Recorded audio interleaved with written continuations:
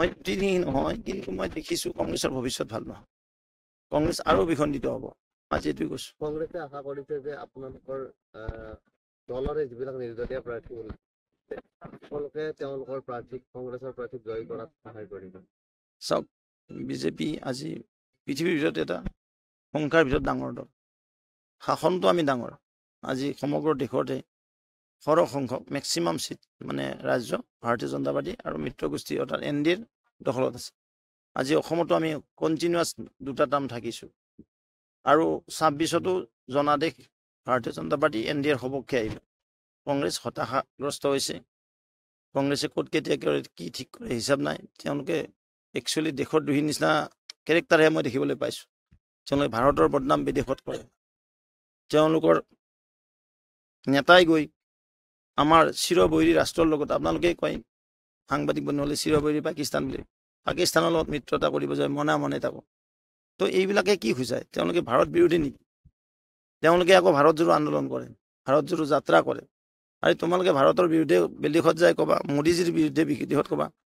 কোনো এই দেশৰ নাগৰিকে যি ভাৰত মাতৃৰ সন্তান বুলি ভাবে, যি ভাৰত মাতৃৰ মানে দুধ খাই ডাঙৰ হৈছে, সি কেতিয়াও এইখন মাতৃভূমিৰ অপমান কৰিব নোৱাৰে, বিদেশৰ লগত হাত মিলাব নোৱাৰে। মই ভাবোঁ এইবিলাক দেশ বিৰোধী, ৰাষ্ট্ৰ বিৰোধী। মৈত্ৰীহীন নহয়, কিন্তু মই দেখিছোঁ কংগ্ৰেছৰ ভৱিষ্যত ভাল নহয়। কংগ্ৰেছ আৰু বিখণ্ডিত হ'ব।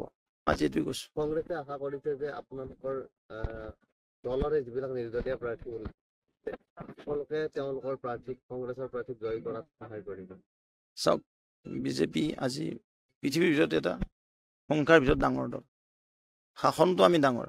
আজি সমগ্ৰ দেশতে সৰহ সংখ্যক মেক্সিমাম চিট মানে ৰাজ্য ভাৰতীয় জনতা পাৰ্টি আৰু মিত্ৰগোষ্ঠী অৰ্থাৎ NDA দখলত আছে।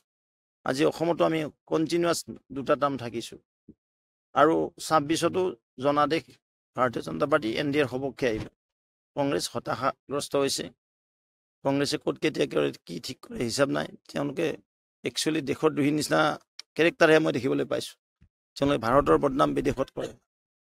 তেওঁলোকৰ নেতাই গৈ আমাৰ চিৰবৈৰী ৰাষ্ট্ৰৰ লগত, আপোনালোকে কয় সাংবাদিক বন্ধুসকলে চিৰবৈৰী পাকিস্তান বুলি, পাকিস্তানৰ লগত মিত্ৰতা কৰিব যায় মনে থাকোঁ। তো এইবিলাকে কি বুজায়? তেওঁলোকে ভাৰত বিৰোধী নেকি? তেওঁলোকে আকৌ ভাৰত জোড়ো আন্দোলন কৰে, ভাৰত জোড়ো যাত্ৰা কৰে। আৰু তোমালোকে ভাৰতৰ বিৰুদ্ধে বিদেশত যায় ক'বা, মোদীজীৰ বিৰুদ্ধে বিদেশত ক'বা। কোনো এই দেশৰ নাগৰিকে যি ভাৰত মাতৃৰ সন্তান বুলি ভাবে, যি ভাৰত মাতৃৰ মানে দুধ খাই ডাঙৰ হৈছে, সি কেতিয়াও এইখন মাতৃভূমিৰ অপমান কৰিব নোৱাৰে, বিদেশৰ লগত হাত মিলাব নোৱাৰে। মই ভাবোঁ এইবিলাক দেশ বিৰোধী, ৰাষ্ট্ৰ বিৰোধী।